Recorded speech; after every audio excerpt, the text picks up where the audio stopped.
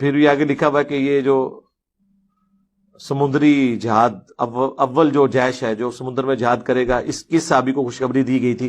जी, ये हजरत मुआविया रदियल्लाहु तआला अन्हु उसमें शामिल थे। किसने इनकार किया मेरे भाई? Sana yobaz derler, böyle olmaz derler. Onlar gibi düşünmedikçe çoban derler. Biz Müslümanız, düşüncemiz sus nizamdır. Bak istediğin güçle saldır. Biz Rabbe müptelayız işimde Allah, dilimde Allah, fikrimde Allah, fikrimde